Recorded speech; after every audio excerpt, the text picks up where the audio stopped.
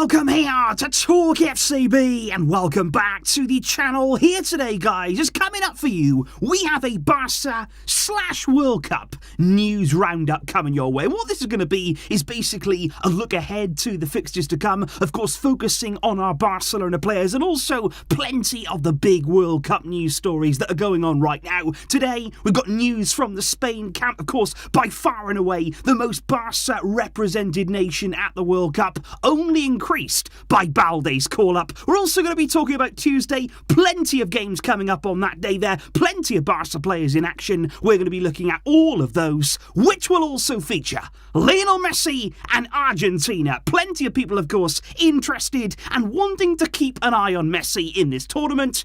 It is all coming up for you. I hope you enjoy this style of video. If you do enjoy it, please consider dropping a like, and let's get to it. Because if we do indeed kick off then with Spain, and I do have to say, guys, on Saturday it was so special to see Alejandro Balde arriving to the Spanish camp there, and just imagine the feelings that he was having. Just imagine the emotion there of walking through the door, entering the Spain World Cup squad for this tournament. It looked like he wasn't going to be able to go, it looked like he wasn't going to be selected, but he's there now, and he thoroughly deserves it. And you can guarantee that if he gets a chance in Luis Enrique's team during these next few weeks, he is going to snatch that with both hands. He has been brilliant throughout the current season. And I don't know if you guys have been keeping up with Luis Enrique. He's actually been streaming every night since the team there arrived in Qatar, and he's basically been trying to bring the fans closer to the national team. And I think it's a really nice idea there from the Spanish national team. And I think Luis Enrique, he's the perfect character for that kind of job there. He's such a genuine guy. I've always enjoyed his charisma, and I think he enjoys speaking with the fans actually a lot more than he does with journalists. But I want to talk to you about some words that he had on Sergio Busquets, and I thought it was really interesting because he basically spoke about how he feels at this stage of his career Busquets needs to be utilised. Because Lucho said, I don't agree that it will be Busquets' last World Cup. He said, my objective is to convince him to play in another one. He is like Rafa Nadal. Because if we manage to play how we want to in the opposition half and pressing well, he said Busquets can be like Nadal, the best in the world. But if the team is stretched and then the game opens up, he said then, no, not really. He said, I don't see a better pivot in the world for how we want to play. And I thought that was interesting there, alluding to the fact that if you actually put Busquets in the right conditions, play in the way that he needs to at this stage of his career, he can still be very much of use. And I'm going to be interested to see how Busquets looks with Spain. Given the struggles that we've seen him have with Barca in our team this season, will it be any different at the World Cup? And how will Lucho look to get the best out of him? But indeed, guys, if we start to take a look at some of the big matches that are on the horizon soon, Mexico against Poland will be coming up on Tuesday. I think Mexico are always a tough opponent for anybody that they come up against in the tournament. They always seem to bring their A-game, a lot of spirit, a lot of passion, a lot of energy, and they even finished above Germany, of course, at the last World Cup in Russia. And I do feel, to be honest, guys, that Mexico have been quite unlucky in the last two World Cups they've been in, because they finished level on points, actually, with the teams at the top of the group in consecutive years there in 2014 and then in 2018. And what that meant was that Mexico got really difficult round of 16 draws, knocked out against Brazil, and I will not even talk, guys, I know plenty of Mexican fans here, I won't talk about that penalty given against our own Rafa Marquez. Let's not even go there. But this is actually a fixture right here that will make history, because this is the first match that will ever be played in a temporary World Cup venue. Stadium 974 is made out of, you guessed it, 974 recycled shipping containers, going to be dismantled after the World Cup is over, and it might even be used if Uruguay's 2030 World Cup bid is successful. They're going to transport the whole stadium there. Absolutely incredible stuff. And will this be the venue where our own Robert Lewandowski will score his very first World Cup goal? He's still waiting for it. This feels like the tournament where it can happen, and after Poland finished bottom of their group in 2018, they will be looking to improve this time around. Then there is the match on Tuesday between Denmark and Tunisia, and I do know that coming into this tournament, a lot of people are keeping a very close eye on Denmark. They are very much being seen here as dark horses for the tournament, a team who could really go deep and cause a lot of people problems. And again, it's not a team that you'd want to play. It's not a team there that you would openly say, I want to go and play Denmark. You would not with the quality that they have at their disposal. I think they showed exactly what they could do in their very last international game before this tournament. They beat France. They beat the world champions. And it was no fluke either. 2-0. Andreas Christensen was at the very heart of that defence there, helping them keep a clean sheet.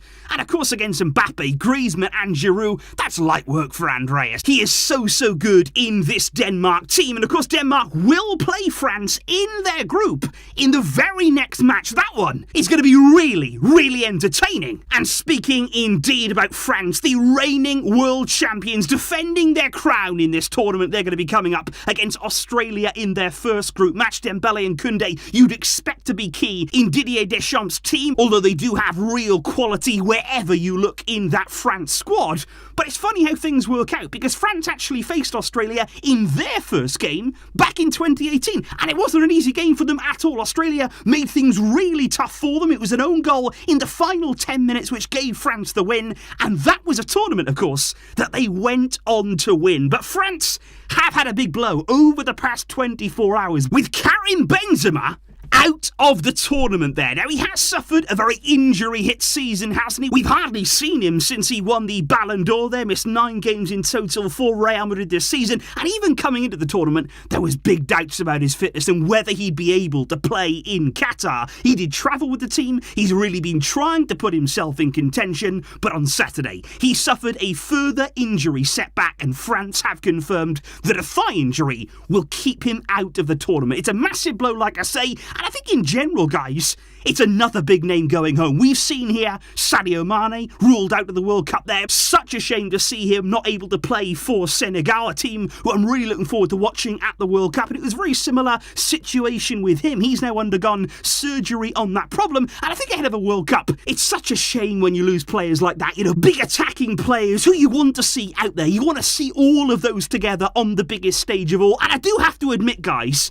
I am nervous about injuries. I really am. And to be honest, guys, I've felt that way throughout the entire season. Injuries genuinely scare me before I go to sleep at night. And it's especially even more so now with this World Cup, because look what's happening before it's even started. You imagine during it, you imagine after this winter mid-season tournament, what it's going to be like. And Barca have got the most players of any team. 17 players we have at this tournament. And whilst that makes me extremely proud, I'm very happy to see these players going out and representing their countries on the biggest stage. Of course I am, but please no more injuries. Please, can we stay safe out there? Please, can we get through these next few weeks?